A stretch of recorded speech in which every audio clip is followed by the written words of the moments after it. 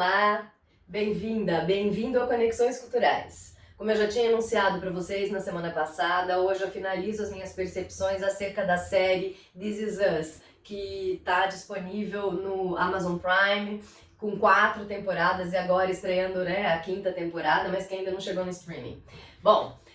a semana passada eu falei bastante da trajetória do Randall e da questão da sua adoção e da problemática dele como um homem que não tem muita dificuldade de ter o seu lugar no mundo, porque de fato ele acaba pertencendo a 2 mundos. Hoje eu vou falar do Kevin e da Kate, os gêmeos que sobreviveram e que também têm as suas questões, que são absolutamente diferentes da do Randall, mas não deixam de ser questões que vão impactar profundamente as suas trajetórias e as maneiras como a maneira como cada um dos dois se pensa e se coloca no mundo e fazem as suas próprias escolhas. A Kate é uma garota que desde pequena tem um problema com a obesidade. Ela era uma garota gordinha, uma adolescente também gordinha, mas ela vai se tornar uma adulta obesa. E a gente até poderia dizer que Kate tem o problema da obesidade mórbida. Bom, se a gente parar para perceber essa problemática da obesidade, ela vai tangenciar a experiência da Kate o tempo todo na série. E é muito interessante a gente ver em que medida o fato dela ser completamente fora dos padrões de beleza faz com que ela também tenha grandes dificuldades de relacionamento com as suas amigas, desde a época da escola. Portanto, várias cenas deles frequentando o clube da cidade, ou a própria escola, o problema da gordofobia, que é tão forte e que a gente sabe que faz um mal violento para as pessoas que sofrem, justamente porque essas pessoas não estão aí na questão do padrão de beleza, mas ao mesmo tempo faz com que essas pessoas se sintam excluídas e tenham grandes dificuldades de comporem, de se pensarem a partir daquilo que elas são, porque tem muitos problemas relacionados à questão do corpo. Primeiramente, a questão da estética, e segundo, e o mais importante, obviamente, o problema, é a questão da saúde, que faz com que essas pessoas tenham grandes dificuldades de aceitação de si próprias, uma vez que, como a própria Kate vai demonstrar ao longo da sua trajetória, da sua experiência, ela tem na mãe, na Rebecca, o grande modelo ao qual ela se coloca na posição extrema oposta, porque a Rebecca é uma mulher padrão ocidental de beleza, ou seja, com um corpo muito bem, modelado, muito bonita, amada pelo seu marido, ou seja, dentro do status quo daquilo que os valores ocidentais acabam determinando, sobretudo, para a família burguesa, e que tem aí essa relação de equilíbrio sendo pensada como o grande modelo de estar bem. Então, aquilo que a gente chama no Brasil, da família margarina, e que coloca a felicidade como o grande mote daquela família equilibrada, o tempo todo visto pela Kate como o objetivo que ela desejaria atingir, mas que cada vez mais ela vai se afastando, uma vez que com o tempo ela vai tendo cada vez mais dificuldade de emagrecer, e ao contrário, ela vai engordando cada vez mais. E a mãe envelhece muito bem, obrigada, sempre magra, sempre muito bonita, mesmo que viúva, que depois que o Jack Pearson morre e a mãe acaba se casando com o melhor amigo do Jack Pearson. Esse é um parênteses, abre e fecha aqui um parênteses, que também é outra questão muito relevante na série, e em que medida também os 3 param para olhar essa decisão da mãe de continuar a vida dela amorosa a despeito do pai ter morrido, por mais que ela o amasse, e de fato ela o amou profundamente. Bom, mas depois eu volto para Rebeca. Então, o ponto da Kate, e que eu acredito que seja de extrema é, relevância mesmo para nós, é o fato dela o tempo todo estar olhando para a mãe como modelo e ao mesmo tempo nunca alcançar. E isso vai fazer com que elas tenham uma relação absolutamente conflituosa, porque a Kate se aproxima e se afasta da mãe, vive numa tensão, né, da decepção dela consigo própria, com o corpo, com o fato dela ter grandes dificuldades de manter relacionamentos afetivos, inclusive quando adolescente, se sujeitar a um relacionamento abusivo, e aí também em que medida a própria família vai se posicionar de maneira solidária e numa rede mesmo de solidariedade para que a Kate não se perceba enquanto uma mulher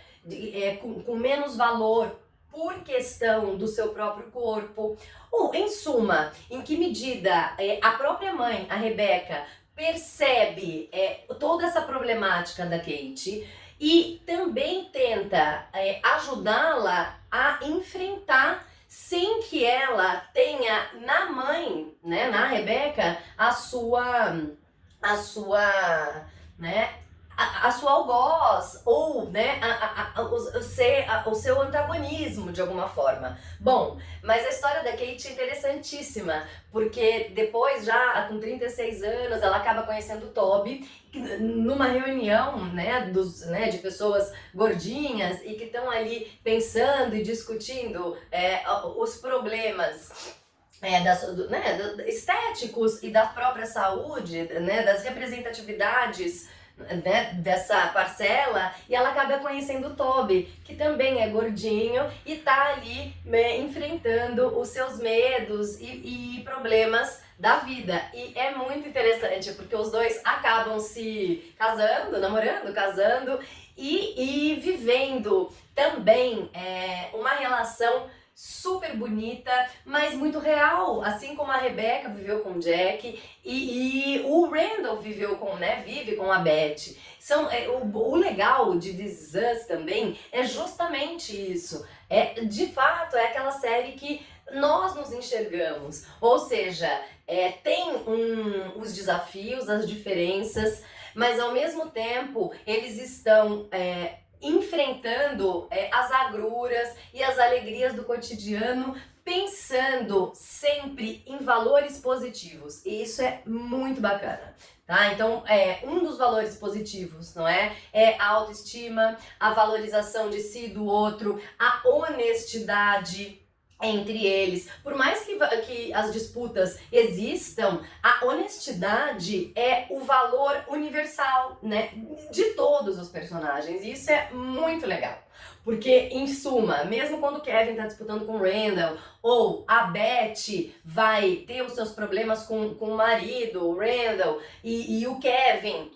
vai vivenciar os seus dramas interiores em relação à sua própria experiência, ao tio, né, que é irmão do Jack, que depois vai ter o reencontro entre eles, etc. Todo mundo preza pela transparência e isso é incrível. Bom, já falei bastante da Kate, agora eu vou passar para o Kevin. É muito bacana a gente olhar como esses personagens todos são extremamente bem construídos psicologicamente e profundamente. E, de alguma forma, como eles também conseguem passar para nós questionar todos esses grandes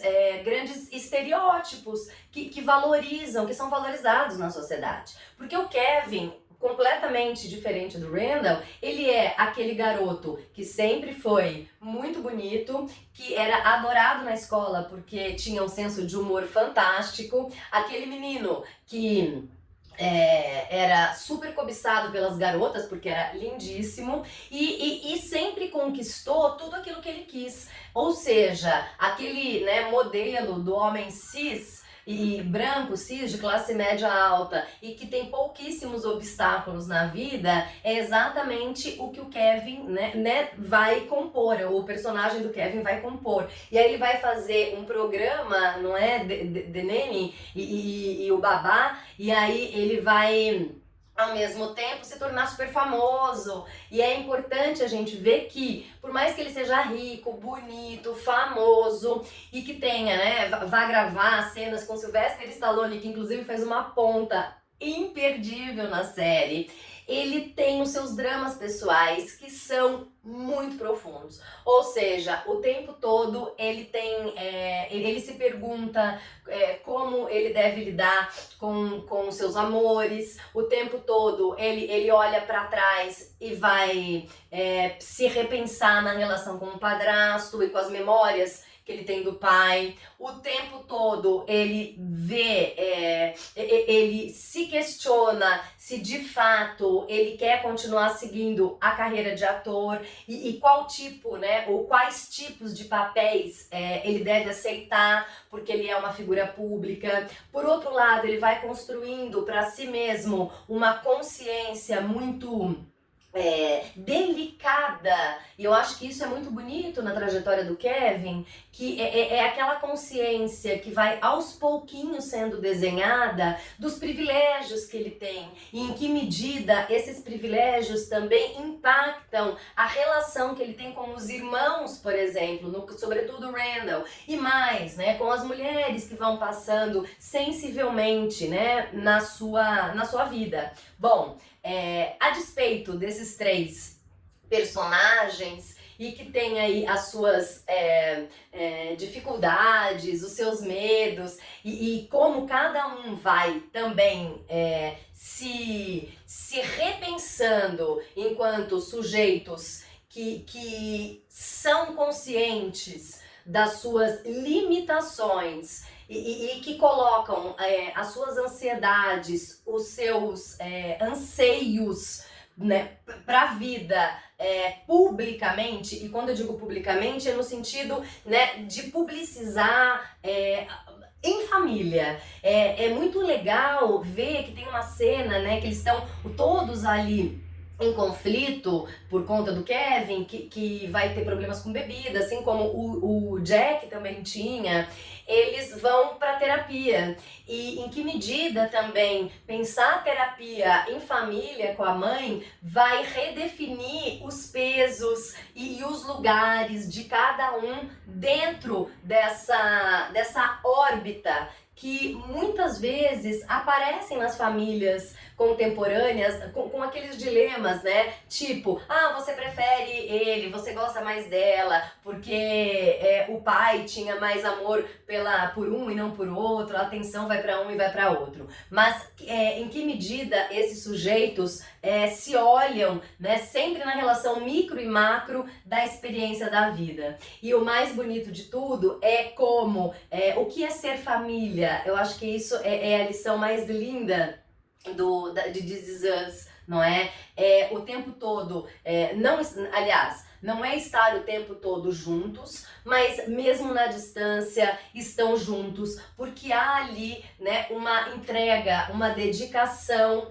para além de todos os conflitos de um para com o outro e no sentido, sobretudo, da amizade, do respeito, da consideração e do exercício, de fato, da alteridade, de um tentar pelo menos se colocar no lugar do outro. E o Jack é o personagem que vai estruturando todas essas relações de amor e de compaixão, junto, obviamente, com a Rebecca, que é